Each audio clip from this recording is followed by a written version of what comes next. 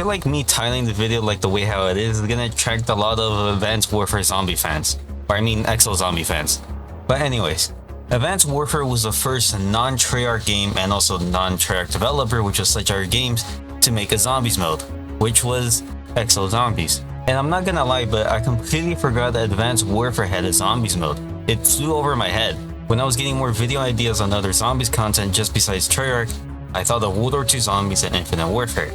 And while looking at World War II Zombies, which was developed by SledgeHammer Games, when I was talking about this to my friends, they did mention about Advanced Warfare, and that's where I remembered that they had a zombies mode. They only remembered it when I just barely briefed over that. But also too, they forgot about it too. And even looking up online, not a lot of people talk about Exo Zombies compared to World War II or even Infinite Warfare. Or even Extinction. Even back in the day when it was first released, and even today, not a lot of people talk about it. So that's for today's video, what made Advanced Warfare Zombies, Exo Zombies, forgettable. But before I talk about that, I want to say something about my channel first. I started a sub goal recently, and the sub goal was to hit 5k by the end of August. We're now sitting at 3k. So anyone that subscribed before, thank you. Once I hit the sub goal, it will be my first stream, and it will be a Q&A stream. So if you want to see that, subscribe right now and like the video. But with that out of the way, let's get back into the video. But before I get to the reasons of why Exo Zombies was forgotten altogether, I want to talk about the first thoughts of it when it was first teased. There was no trailer, no even news about it at all, even when the game was being developed during the first times, and when it first released, that's when we got the teaser.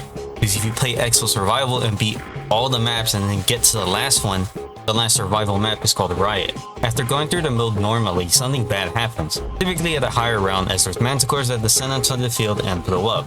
Start to see manticores from the campaign that they hold biological weapons to them. But this time they blow up and you don't get killed by them. And the whole field is covered by this chemical weapon.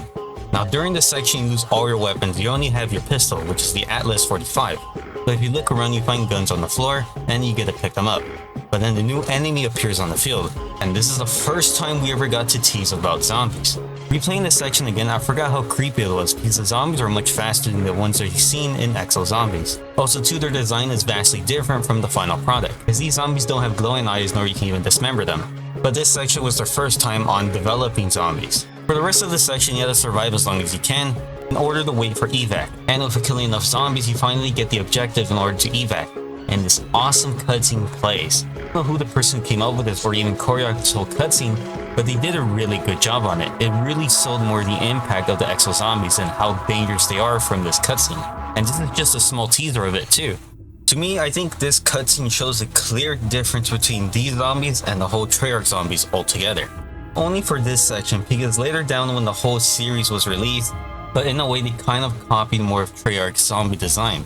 But I'll get to that later. But back to the teaser, because it did bring up some little bit hype for it, as people were gonna wait what they were gonna do with this new zombies mode. And it was not gonna be made by a non-Treyarch developer. And it seems like people were fine with it, because I remember back in the day, a lot of people complained more about Ghost Extinction, that they said that they were trying to copy zombies. But when it came with Exo Zombies, there was hardly any complaints of that, which didn't make any sense. But there was still a positive hype for this new mode of how they were gonna take on zombies. So far with the trailers that came out with the first DLC, it looked promising. But this is where the problems start to arise. So for Outbreak, it starts off with a cutscene showing off the beginning parts of the story for Exo Zombies. But it is super generic with the way how it started off at first. It's just basically you have these 4 crew members that are just basically stuck in the Atlas facility because everything went to hell, and they try to evac, but the chopper gets taken down by some of the zombies, the ones who are wearing exosuits. So they're stuck here and they need to survive as long as they can. So it's a very simple story, but this doesn't really engage more the player to continue finding out what went wrong, because we already know what it is. It's an Atlas virus that was released by the Manticores, and it's what caused the zombies. And it goes with the trope that a higher corporation is messing with something they shouldn't, and it causes a zombie outbreak. Now, it being a simple story so far in this first DLC and a simple trope doesn't mean it makes it bad, it's just how they execute it. And in this way, they didn't really do a good job with it. The way I'm saying it may seem like I don't like it because it's a simple story and has an obvious trope, but that's not the case. It's just how they executed it. And they didn't really do anything to entice the player to be more engaging with the story. Players already got a good story with Treyarch Zombies, but now Exo Zombies needed to fill in those big shoes in order to do something that was different. Now, they did accomplish their goal of doing something vastly different from Treyarch in terms of the story writing. That's only for the beginning part, because even for the Easter egg for this map, it's not that even good.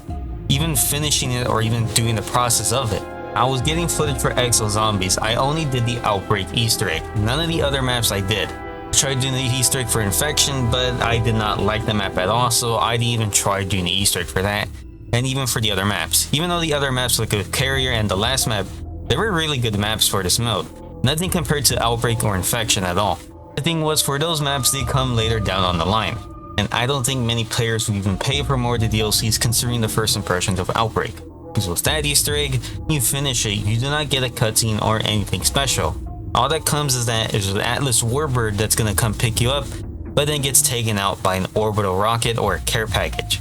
So the Warbird gets taken out and crashes into one of the buildings. But that's the end of the Easter egg. That's it. Nothing else. It feels a lot like a cop-out because it's nothing special. We had other better Easter eggs just before this, even with Extinction and even with the other Treyarch games. Now you can say that the story had a small factor into playing of what made it forgettable, because not a lot of players focus on the story. Most of the time players just want a simple mode and that is it, and just have the story in the background, if they want to follow it or not. But that's more the least important part. The most important part has to do with the gameplay. Now for the gameplay portion of this video, I'm going to talk about the negative stuff first and then the positive stuff later.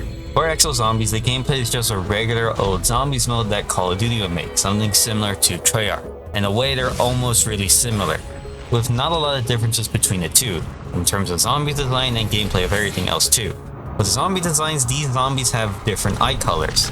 They have yellow eyes, very similar to Treyarch zombies, but they are not related at all.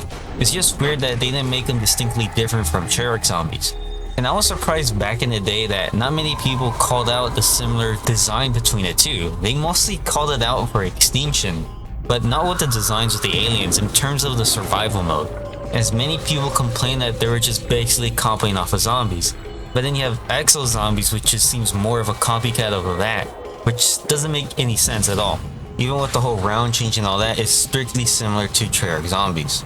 Perks and power-ups are exactly the same thing, with the names of them being very different, except they made them really nerdier. And that's ironic because I'm a fucking nerd that's talking about it.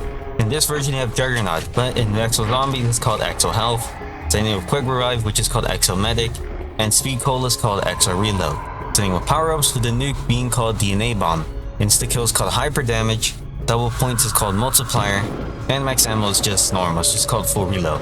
Practically everything is just the same, just like Treyarch Zombies. So there's really nothing new with most of this mode, but let me talk about the positives, because there are some good changes in this mode compared to Treyarch Zombies. One of the things is the whole name of Exo Zombies. The reason it's called Exo Zombies is because, well, exosuits became the main focal point for advanced warfare, and obviously you're able to use an exosuit in this mode. So it combines with the advanced movement with this, and I think this is the only one that combined more of that really well. With Black Ops 3 and Infinite Warfare, with those zombies versions, there were more boots on the ground compared to this one. So you're able to freely move around and jump in any direction, and you feel a lot faster. But you're not fully powerful, as you still take normal hits when you have the exosuit. All the things that are different is that you're much faster, and of course the game accommodates that rule, as it now spawns in more of those Exo Zombies wearing exosuits. In a way the game adapts to you. Of course it's very primitive because the exosuit zombies start to appear around round 6, as the game interprets that you're supposed to get it around that round. So it keeps you on your toes even with some of the special rounds too, just besides the dog rounds. As around round 10 you get the infection round, and I like this portion of these special rounds. The infection round makes you move to one area and then you need to cure yourself if you get hit. But breaks that mentality of camping out just one spot, as you're forced to move around and you need to get cured or else you turn into a zombie and get killed. And this round is especially funny in multiplayer because if your buddy doesn't make it to the special cure area, he gets to turn to a zombie and you get to kill him. And there's a lot of other zombie types too in this mode. Like with the blue zombies, they're able to EMP you when they hit you, so you're forced not to use your exosuit for a couple seconds until it comes back online. There's the red zombies, which are more aggressive. At first I thought they buffed the zombies, but reading the wiki, they're just more aggressive than the normal ones. There's green zombies, and if you don't kill them, they will jump on you and try to explode on you, and they deal with a lot of damage. And these are so far some very good zombie types for the first map. In the other DLC maps, they increase more the variety of the zombie types, which keep you on your toes. With the second DLC, you're able to fight Goliath Exo Zombie mini-bosses. And even too, with the last map, you're able to fight Oz as he's the final boss for that map. There's even more variety to this mode that makes it a little bit different from Treyarch Zombies. He even added score streaks into it, as I think this was the first time they added score streaks into this type of survival type of mode. As occasionally in random intervals in the maps, a care package drops from the sky and you're able to get a lot of things with it. You're able to get a turret, and a drone, or camouflage. Each map has different types of score streaks you could use on there. Even too, some of the wonder weapons in this game look really cool too. But the main thing that holds it back is that, well, it's similar to Treyarch Zombies, and when you play this game, or how I feel like when I play this game, I just rather go back to go play Black Ops 2 or even Black Ops 1 Zombies. With those, they were pretty fleshed out compared to this one. And I think that factor with a lot of players too, because I never heard of other people going out and buying the rest of the DLCs. I think they just only paid for the first one and that was it. Or even too, like I said earlier, they didn't even pay for the DLC at all and just went back to play the other Zombies modes. Even too, I don't think many people even came back to it even when the story started to pick up with the second DLC when they killed Oz. Or even too, when the whole story ended with the last DLC, with Oz being secretly the one person that caused all of it, as he was the main person to have the virus inside of him. It's not very impactful at all, so there's not even no point of briefly talking about that at all. But I think those are the reasons of why many people don't remember Exo Zombies as much. To give a recap, the DLC did not help with the fact that in order to play this mode you need to pay for it. The story didn't help with that, nor did the gameplay, because it was just basically like Treyarch Zombies with just some few upgrades of it. But still felt mediocre no matter what. It's not a bad mode, it's playable and it's some enjoyable in some parts of the area. Just because it's mediocre doesn't mean it's not bad. If you want a different zombie experience or if you want to retry Exo Zombies again, go right ahead. This video is just my opinion of why I think Exo Zombies was forgotten altogether. Even to around the time, there was not even that much many YouTubers doing videos on it, and mostly everyone went back to Treyarch Zombies in a short time of span. With Sledgehammer Games being their first take on zombies, they did an okay job with it. With World War II, they did a way better job than compared to this one. In terms of gameplay, because in terms of the horror factor for World War II, it kinda dies down, and that will be a future video. But I think that's all I have to talk about for Exo Zombies. I'll probably do a video in the future doing something similar to how I talked about World at War, Black Ops 1 and Black Ops 2 Zombies, and give it the same treatment to Exo Zombies. But that's a big maybe if it's backed by popular demand and if you guys really want to see that. Anyways, if you made it to the end of the video, thanks for watching. Don't forget to like, comment, and subscribe, and also follow my Twitter. I hope you guys have a nice day. This is Mazer Argo signing out.